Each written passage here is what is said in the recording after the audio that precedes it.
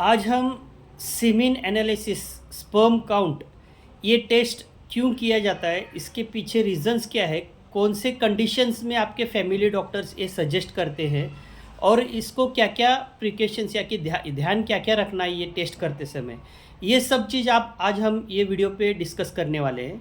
तो शुरू करते हैं। स्पर्म स्पर्म यानी कि वीर्य, स्पर्म काउंट क्यों किया जाता है। स्पर्म जो है ये मेल रिप्रोडक्टिव सेल है जो टेस्टिस में बनता है और जो फीमेल एग में वो फर्टाइल होने में मदद करता है। तो ऐसे कंडीशंस में अगर प्रेगनेंसी का आप सोच रहे हो तो इनफर्टिलिटी प्रॉब्लम्स है, तो वो ऐसे कंडीशंस में ये टेस्ट ज़्यादातर आपके गायनेकोलॉजिस्ट या फैमिली डॉक्टर सजेस्ट करते हैं। तो ये टेस्ट में क्या क्या ध्यान रखना है, पैप करते समय पुरुषों को ये मेल का टेस्ट किया जाता है, जिसमें आप क्या क्या क्या प्रिकॉशंस या फिर क्या ध्यान रखना पड़ता है वो हम डिस्कस करेंगे अभी। तो पहले तो देखेंगे कि 3 दिन ये टेस्ट करने से पहले 3 दिन आपको सेक्स नहीं करना है बिल्कुल भी, यानी कि स्पर्म काउंट या सेमेन आपका पानी नहीं गिरना चाहिए। वैसे नाइट फॉल हो या कुछ भी हो, वो 3 दिन आपको रोकना पड़ेगा, क्योंकि उसमें बेसिकली क्या देखा जाता है कि स्पर्म का मोटिलिटी काउंट कितना है वो इम्पोर्टेंट रहता है। उसका सब चीज़ एग्जामिनेशन कर ले कि ये फर्स्ट थिंग बहुत इम्पोर्टेंट है। 3 दिन आपको गैप रखना पड़ता है।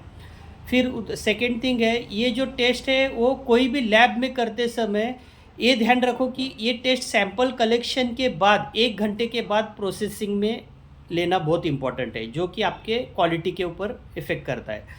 उसके बाद है, ये लेते समय कैसा लेना है। बिल्कुल भी इसमें कॉन्डम का यूज़ नहीं करना है या फिर हाथ से ही आपको करना है, जो आप वीडियोस का यूज़ करके या फिर कोई पिक्चर का इमेजिन करके ये आपको स्पर्म आप निकाल सकते हो। और ध्यान रखिएगा ये टेस्ट करते समय, स्पर्म लेते समय या फिर मास्टरबेट करके आप कर सकते हो, हस्तमैथुन जिसको बोला जाता है।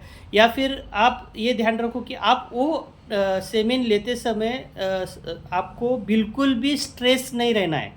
स्ट्रेस जो है या फिर स्ट्रेस में, हाँ एक वर्क है, अभी एक लेना है, ये काम है, ऐसा सोच के अगर आप करोगे स्ट्रेस के, तो वो मोटिलिटी पे इफ़ेक्ट होएगा, स्पर्म काउंट पे इफ़ेक्ट होएगा। तो ध्यान रखिएगा, ये भी आपको बहुत इंपॉर्टेंट मायने करता है रिजल्ट क्वालिटी के ऊपर।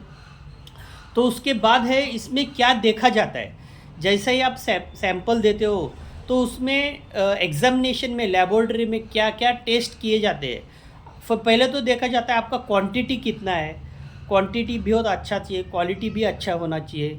अच्छा मतलब इन द सेंस ऑफ अपना जो स्पर्म का काउंट है, देखा जाए तो वो एक हेल्थी स्पर्म काउंट जो है वो 15 मिलियंस स्पर्म पर मिलीलीटर ऑफ सेमिन होना चाहिए, जो कि हेल्थी बोला जाता है।